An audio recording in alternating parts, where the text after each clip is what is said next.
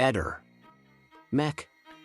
Pallister. È giusto essere precisi e verificare sempre ogni informazione. Ieri a quarto grado è stato affermato quanto segue. In realtà va detto che seppur in buona fede Salvo e Gabriella hanno fatto un po' gli investigatori privati di questa storia. Sono state diverse le incursioni in questura, hanno suggerito agli inquirenti delle piste, hanno dato delle informazioni pure della vita privata di Lilia e Sebastiano che apparentemente erano insignificanti. Però c'è stato un momento in cui, quando Claudio è andato a raccontare della loro storia d'amore a Salvo, quindi in prima battuta il giorno della scomparsa, loro hanno voluto verificare pure quello che diceva Claudio. Esisteva veramente questa storia d'amore? Allora Gabriella che cosa ha fatto? Ricorderete che Claudio aveva fatto incidere quella medaglietta per i 40 anni della relazione, del rapporto di amicizia tramutato poi in relazione tra Lilia e Claudio, con scritto 1981-2021. Gabriella, per verificare che questa medaglietta esistesse veramente, si recò nel negozio a ritirarla con lui davanti alla negoziante per appurare che Claudio dicesse la verità. Pertanto si evince che Gabriella sarebbe andata a ritirare la medaglietta con Claudio, ma siccome in questo caso l'informazione giusta non passa nemmeno per sbaglio, c'è qualcosa che non torna nel modo più assoluto.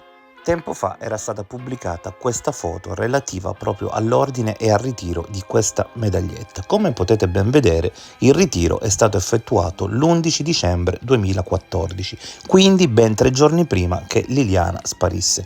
Sembra davvero strano che Gabriella abbia potuto e voluto verificare la relazione con Claudio 3 giorni prima della sparizione di Liliana, pertanto è molto difficile che sia andata a ritirare tale oggetto con lui. Gabriella, per verificare che questa medaglietta esistesse veramente, si recò nel negozio a ritirarla con lui davanti alla negoziante per appurare che Claudio dicesse la verità.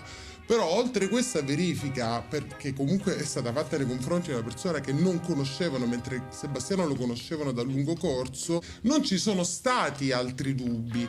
Va detto che tutti gli ex amici, perché ormai sono ex, e i familiari hanno sempre creduto a Claudio. Come sempre, l'unico a poterci dire la verità è Claudio Sterpin. Adesso vediamo se lui sosterrà di essere andato solo o di essere andato con Gabriella.